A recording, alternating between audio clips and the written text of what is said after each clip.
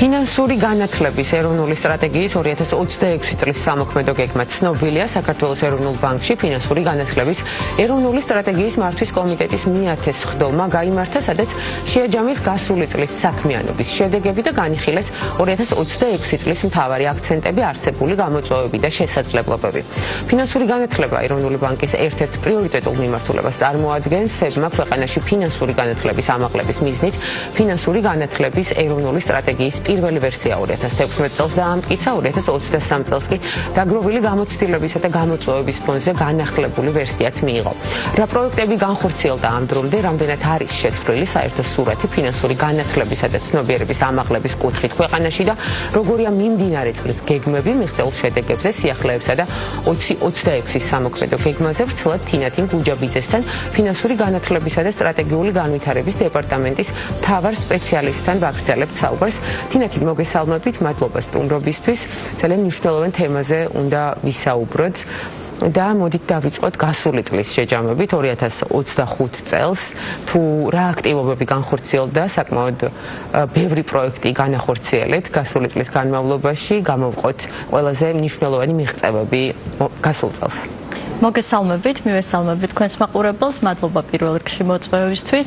2025 წელი მართლაც გამორჩეულად მნიშვნელოვანი და აქტიური იყო ფინანსური განათლების აქტივობების მიმართულებით სტრატეგიის ფარგლებში ეროვნულმა ბანკმა ჩვენს პარტნიორ ორგანიზაციებთან ერთად არაერთი მნიშვნელოვანი პროექტი განახორციელეთ, როგორც უკვე აღნიშნეთ. მთავარი აქცენტი გასული წლის იყო რეგიონებში ფინანსური განათლების გავრცელება. სწორედ ამიტომაც ჩვენი აქტივობები გამოირჩეოდა რეგიონის მოსახლეობაზე აქცენტით, ამ მხრივ ქონდა სიახლეები, ახალი სეგმენტები, ქონდა ახალი პროექტები, ახალი ინიციატივები და გამორჩეული იყო ასევე საგანმანათლებლო მასალების, რესურსების შემუშავების კუთხითაც. მაგალითისთვის ერთ-ერთი მნიშვნელოვანი პროექტი, რაც გასულ წელს განხორციელდა რეგიონების მიმართულებით, ეს იყო ფინედუს ტრენერი რეგიონში, სადაც ეროვნულმა ბანკმა გადავამზადეთ ტრენერები, ხოლო მათ უკვე თავიანთ ადგილობრივ თემში საქართველოს რამდენიმე ქალაქსა და სოფელში, ძირითადად ეს იყო საზღვრისპირა რეგიონები, ასევე მაღალმთიანი სოფლები, გადაამზადეს უკვე იქაური მოსახლეობას, დასრული მოსახლეობა, ქალები, ასევე ბავშვებიც ფინანსური განათლების საკითხებზე. გარდა ამისა, გამოუშვით ძალიან ბევრი ახალი მასალა, სხვადასხვა სამიზნე სეგმენტისთვის შესაბამისი, ბავშვებისთვის ფინანსური განათლების თამაშები და სამაგიდო აქტივობები და ყველა ეს მასალა კიდევ ჩვენი ერთ-ერთი პროექტის, რომელიც რეგიონებზე იყო, ესე ვთქვათ, მიმართული რეგიონების პროექტის ფარგლებში განხორციელდა, ეს იყო ფინედუს კუთხეს სკოლის ბიბლიოთეკაში, სადაც საქართველოს რეგიონების რამდენიმე ქალაქისა და სოფლის სკოლის ბიბლიოთეკაში, კერძოდ კი 21 სკოლაში განთავსდა ფინედუს რესურსების კუთხე და ეს რესურსები კონკურსის ფარგლებში გამარჯვებულ სკოლებს გადაეცათ, თუმცა ეს პროექტი აქ არ დასრულებულა, შემდეგ სკოლები, ესე ვთქვათ, იღებდნენ ვალდებულებას, რომ ამ რესურსებისა და ფინედუს საგანმანათლებლო მასალების გამოყენებით უკვე ჩაერთოთ სკოლის მოსწავლეები ამ პროექტში, შესაბამისად კიდევ უფრო მეტ მოსწავლეზე გავრცელდა ჩვენი საგანმანათლებლო რესურსები. გარდა ამისა, განვაგრძობდით უკვე არსებულ პარტნიორებთან მუშაობას, არსებულ სეგმენტებზე მუშაობას, ესეთი არის მასწავლებლები, რომლისთვისაც გასული წლის განმავლობაში მიმდინარეობდა ტრენინგები, რადგან მოგეხსენებათ, ფინანსური განათლება ინტეგრირებულია ეროვნულ სასწავლო გეგმაში, ანუ არის ფორმალური სწავლების ნაწილი, ასევე არაფორმალური სწავლების ნაწილი, ამიტომ ჩვენ ამ მიმართულებით განვაგრძობდით მასწავლებლების გადამზადებას და შარშან დავაანონსეთ ფინანსური განათლების ეროვნული ჯილდო მასწავლებლებისთვის, რომელიც ეხლა მიმდინარეობს და მასწავლებლებს შეუძლიათ მთელი სასწავლო წლის, ანუ 25-26 სასწავლო წლის განმავლობაში ჩაატარონ სკოლაში ფინანსური განათლების აქტივობები, გამოიყენონ ჩვენი რესურსები, თვითონ შექმნან რესურსები, შემდეგ აქ ყველაფერს თავი მოუყარონ და უკვე მაისი-ივნისის პერიოდში მოხდება ჩვენთან ამის გამოგზავნა და შემდეგ ჟიურის მიერ შეფასება და გამარჯვებულის გამოვლენა. კი ბატონო, მიდგომა თქვენი მხრიდან არის ძალიან კომპლექსური, როგორც ხედავთ, არაერთ რგოლს მოიცავთ, ერთგვარი ღირებულებათა ჯაჭვი იქმნება, ხო, მასია.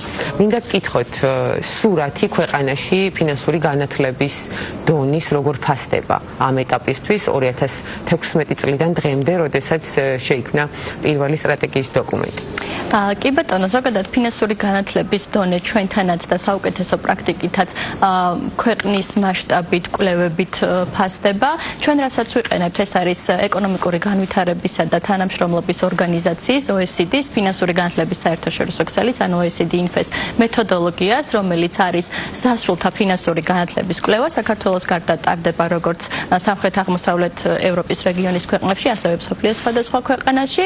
ჩვენთან ეს კვლევა პირველად ჩატარდა 2016 წელს, ანუ 18 წლიდან ზემოთ მოსახლეობას შეეხოდა.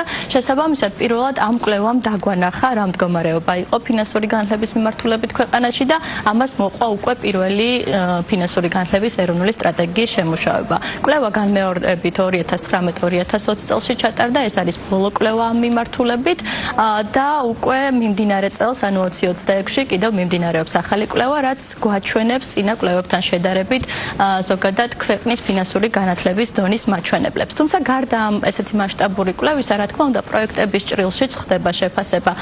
თუნდაც ის სამოქმედო გეგმა, რომელიც თქვენ ახსენეთ, ისახავს მიზნად გარკვეულ KPI-ს, რომელიც უნდა შესრულდეს, მაგალითად ვითვლით ბენეფიციარების რაოდენობას, ვითვლით შემუშავებული და გაცემული რესურსების რაოდენობას, როდესაც საქმე ეხება სოციალურ ქსელში განხორციელებულ ცნობიერების ასამაღლებელ კამპანიებს, ასევე წვდომების, ნახვების და ჩართულობების და გამოხმაურების რაოდენობა მოსახლეობისგან. ეს ყველაფერი მუდმივად წლიდან წლამდე არის მზარდი. წლიდან წლამდე კეთდება. გარდა ამისა, როდესაც თქვა ტარდება ტრენინგი, ხდება შეფასება ცოდნის დონის ამ ტრენინგის ფარგლებში, ანუ რა ცოდნა იყო ტრენინგამდე პრეპოსტების საშუალებით და რა ცოდნა მისცა, ესე ვთქვათ, ტრენინგმა პოსტკითხვარების საშუალებით. ეს უკვე ლოკალურად თითოეული პროექტის ჭრილში, თუმცა როგორც გითხარით, ზოგადად ფინანსური განათლების ქვეყნის კვლევა ტარდება და 2016 წელს უკვე ახალი კვლევა გვექნება და გვიჩვენებს, როგორ შეიცვალა ფინანსური განათლების დონე. საინტერესოა ფინანსური ინსტიტუტების უკავშირი როგორია, ვისაც უშუალოდ აქვს მომხმარებლებთან ურთიერთობა. წლიდან წლამდე რას ამჩნევენ ისინი, რამდენად არის გაზრდილი ფინანსური განათლების დონე და ცნობიერება საზოგადოებაში? კი ბატონო, ანუ კვლევებსაც და ცალკეულ შეფასებებსაც რო თავი დავანებოთ, ზოგადი დაკვირვებით და ჩვენი ინდივიდუალური შეგრძნებებით და ასევე საფინანსო სექტორიდან, შეგვიძლია ვთქვათ, რომ ყოველ შემთხვევაში დაინტერესება ძალიან გაზრდილია. ეს მიუთითებს იმაზე, რომ ცნობიერება გაიზარდა წინა წლებთან შედარებით. ჩვენ 2016 სტრატეგია შევიმუშავეთ, თუმცა ცალკეული აქტივობები 2016 წლამდე იყო, მაგრამ ეს იყო, ესე ვთქვათ, ამოჭრილად ცალკეული ფრაგმენტული პროექტები. ამიტომ თუ შევადარებთ იმ წლებს, რა თქმა უნდა, მასშტაბი ბევრად გაზრდილია. თუნდაც დაინტერესება ჩვენი პროექტები, ტრენინგებში მონაწილეების რაოდენობა, სხვადასხვა კონკურსების, რომელსაც ჩვენ სხვადასხვა სამიზნე სეგმენტისთვის ხორციელებთ ხოლმე პერიოდულად, ამ კონკურსებში ჩართული დაინტერესებული მონაწილეების რაოდენობაც იზრდება და თვითონ საფინანსო სექტორის მხრიდან დაინტერესებაც იზრდება, იმიტომ რომ თუ თქვა წლების წინ ცოტა მეტი ძალისხმევა გჭირდებოდა იმისთვის, რომ ჩაგვერთო თქვათ პარტნიორები, თუმცა მაშინაც ერთვებოდნენ და საფინანსო სექტორი განსაკუთრებით. ეხლა კიდევ უფრო გაზრდილია მათგან მხარდამჭერი აქტივობები, ანუ ჩვენთან, რადგან გვაქვს ფინანსური განათლების ეროვნული სტრატეგია, გვაქვს სტრატეგიის მართვის კომიტეტი, სადაც ვართ ეროვნული ბანკი, როგორც მაკოორდინირებელი ორგანო, ასევე სხვა საჯარო უწყებები და ფინანსური და სამოქალაქო სექტორიც, ასე რომ პარტნიორებთან ერთად კიდევ უფრო მეტი რამის მიღწევა შეიძლება და მასშტაბების უფრო მეტად ზრდა. ამიტომ ამ მხრივ კომერციული ბანკები აქტიურად არიან ჩართული როგორც დამოუკიდებლად განხორციელებაში, ასევე ეროვნულ ბანკთან ან საერთო აქტივობებში. კი ბატონო, და როგორი არის პრიორიტეტები 2026-ში? 2025 წლის სამოქმედო გეგმის შეფასების მთავარი კრიტერიუმი, როგორც მივხვდი, იყო რეგიონების მოცვა, ხომ ასეა? 2026-ში თუ გრძელდება ეს და ასევე დამატებითი აქცენტები რა მიმართულებით გაქვთ? კი ბატონო, 2026-შიც გაგრძელდება რეგიონები, მაგალითად შარშანდელი და არა მარტო შარშანდელი, ჩვენი ერთ-ერთი გამორჩეული პროექტი არის მოიწვიე ფინედუ კლასში, რომელიც სკოლებისთვის არის, სკოლა წინასწარ რეგისტრირდება და აქაც შეგვიძლია ვახსენოთ კომერციული სექტორის ჩართულობა, არა მარტო ფინედუს დესპანები, არამედ კომერციული ბანკების თანამშრომლებიც მიდიან ამ კლასებში და ატარებენ ფინანსური განათლების გაკვეთილებს. შარშანდელი წელი იმითაც იყო გამორჩეული, რომ კიდევ უფრო უფრო გაიზარდა ამის მასშტაბები, უფრო მეც სკოლაში მივედით. ვაპირებთ, რომ ეს 2026-იც გაგრძელდეს და აქაც გვაქვს ჩვენი პარტნიორების იმედი და გარდა ამისა 2026 წლის მთავარი აქცენტი უკვე იქნება ციფრულ განათლებასა და კიბერუსაფრთხოებაზე. დღეს ძალიან მნიშვნელოვანია ციფრული განათლების როლი. შესაბამისად, ჩვენს აქტივობებსაც ისე მივმართავთ, რომ ხელი შეუწყოთ ციფრული არხებით გავრცელებასაც, მათ შორის თუნდაც კონკურსებში იყოს გარკვეული ციფრული პროდუქტების შექმნა, ვმუშაობთ თამაშებზეც ონლაინ მიმართულებით და გარდა ამისა, ჩვენი კამპანიებში კიდევ უფრო მეტად გააქტიურდება კიბერუსაფრთხოების შესახებ ცნობიერების ამაღლება. ამას ყოველ წელს ვაკეთებდით, მაგრამ ეხლა განსაკუთრებით გაესმევა ხაზი, იმიტომ რომ ძალიან ხშირი არის ფინანსური თაღლითობის შემთხვევები და მნიშვნელოვანია, რომ ფინანსურად განათლებულმა ადამიანებმა იცოდნენ, როგორ ამოიცნონ ეს შემთხვევები, აირიდონ თავიდან და არ გახდნენ თაღლითობის მსხვერპლი. ანუ პასუხობთ არსებულ გამოწვევებსაც, რაც არის აქტუალური ჩვენს ყოველდღიურობაში. თინათი, მინდა აუცილებლად გკითხოთ, საერთაშორისო რეიტინგებში რა მაჩვენებელი აქვს ჩვენს ქვეყანას, საქართველოს, ანუ გლობალურ რუკაზე, როგორ ვიკითხებით ფინანსური განათლების დონის მიხედვით, საინტერესოა ასევე რეგიონის ჭრილიც. კი ბატონო, ის ბოლო კვლევა რა ავიღოთ ამ წამს რაც გვაქვს 20-ის მაჩვენებლებით, საქართველოს ფინანსური განათლების ქულა საშუალო, ანუ იმ კვლევაში მონაწილე ქვეყნების საშუალოზე დაბალია, თუმცა თუ ცალკეული კომპონენტების ჭრილში შევხედავთ, მაგალითად ფინანსური განათლება არის ცოდნის ქცევებისა და დამოკიდებულებების ერთობლიობა. შეგვიძლია ვთქვათ, რომ ცოდნის კომპონენტში მაჩვენებელი გვაქვს საშუალოზე მაღალი, თუმცა შედარებით გვიჭირს ესე ვთქვათ ქცევებსა და დამოკიდებულებებში და ჩვენც ამიტომ ვამბობთ, რომ ფინანსური განათლება უნდა იწყებოდეს ადრეული ასაკიდანვე, ბავშვობიდანვე, იმიტომ რომ ამ ასაკში გაცილებით უფრო მარტივია სწორი დამოკიდებულებების ჩამოყალიბება და ამ დამოკიდებულებებისა და ცოდნის უკვე ქცევებში გადატანა. კი ბატონო, და ბოლოს შეჯამების სახით მაინც მინდა გკითხოთ, რა არის მთავარი გამოწვევა საზოგადოების ფინანსური განათლების დონის ამაღლების მიმართულებით იდენტიფიცირებული, რომ გავაჟღეროთ.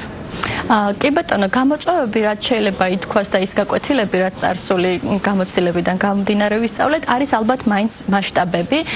ჩვენი ფინანსური განათლების ეროვნული სტრატეგია გამოყოფს პრიორიტეტულ მიმართულებებს, ერთ-ერთია მათ შორის სკოლებში ფინანსური განათლების გაძლიერება, მეორე არის დასრული მოსახლეობის ფინანსური განათლების ხელშეწყობა და აქ უკვე გარდა მოსწავლეებისა, რომელიც ისედაც პრიორიტეტული მიმართულება, ბევრი სხვადასხვა სეგმენტი გვაქვს, მათ შორის დასრული დასაქმებული მოსახლეობა, ქალები, ემიგრანტები, მეწარმეები, სოფლად ცხოვრები მოსახლეობა და ასე შემდეგ. ყველა სეგმენტისთვის გვაქვს გარკვეული პროექტები, ასევე მასალებიც, თუმცა ძალიან მნიშვნელოვანია, რომ კიდევ უფრო მეტს მივწვდეთ და ამ შემთხვევაში გამოწვევა შეიძლება იყოს მასშტაბი და მნიშვნელოვანია, რომ არა მხოლოდ ეროვნული ბანკი და ფინანსური განათლების პლატფორმა ფინედუ იყოს ჩართული ამ ყველაფერში, არამედ დიდი მნიშვნელობა აქვს სხვა საჯარო უწყებების ჩართულობასაც, ასევე კომერციული ბანკების, მიკრობანკების თუ მიკროსაფინანსო ორგანიზაციების ხელშეწყობას, რადგან თვითონ მათი მომხმარებელია ესე მნიშვნელოვანი და როდესაც მომხმარებელი არის ფინანსურად განათლებული, ის იღებს უფრო სწორ ფინანსურ გადაწყვეტილებებს, ნაკლებად მოწყვლადია, ასე ვთქვათ, სხვადასხვა რისკებისადმი და ფინანსური სექტორისთვისაც მნიშვნელოვანია, რომ ყავდეს გათვითცნობიერებული მომხმარებელი, რომელიც უფრო პასუხისმგებლიან გადაწყვეტილებებს მიიღებს და ეს ნდობასაც აამაღლებს ფინანსური სექტორის მიმართ და თან მომხმარებელს, ანუ ერთი მხარეა, რომ ვთქვათ, ჩვენ ვიცავთ მომხმარებლის უფლებებს, მაგრამ მეორე მხარეა, რომ მათ მივაწოდოთ განათლება და მომხმარებელი თვითონ იყოს ინფორმირებული თავის უფლებებს. თინათი, მიუხედავად იმისა, რომ საკმაოდ ვრცელია ჩამონათვალი სამიზნე ჯგუფების, ახალ მიმართულებებს თუ განიხილავთ, უკვე კონკრეტულად თუ იცით, რომელ სეგმენტზე გინდათ გახვიდეთ? ამ ეტაპისთვის ახალი მიმართულებების დამატებას არ ვფიქრობთ, პირიქით ვფიქრობთ, რომ უკვე არსებულ სეგმენტებზე გავაძლიეროთ ჩვენი ძალისხმევა, იქნება ეს ტრენინგები, საინფორმაციო კამპანიები ცნობიერების ამაღლებისთვის, ახალი მასალების თუ რესურსების შემუშავება და ასე შემდეგ და ამ ყველაფრის ციფრულ არხებში გადატანა, რადგან შემდეგი წელი ამაზე გვაქვს აქცენტირებული. კი ბატონო, ძალიან დიდი მადლობა სტუმრობისთვის, საინტერესო საუბრისთვის, დაგემშვიდობებით. მაყურებელს შევახსენებ, ჩვენი სტუმარი იყო თინათი გუჯაბიძე, ფინანსური განათლებისა და სტრატეგიული განვითარების დეპარტამენტის მთავარი სპეციალისტი და საუბრობდით ფინანსური განათლების სტრატეგიაზე ჩვენს ქვეყანაში, რაც არის უმნიშვნელოვანესი და სების ძალისხმევა საქართველოს ეროვნული ბანკის ამ მიმართულებით არის ძალიან მნიშვნელოვანი.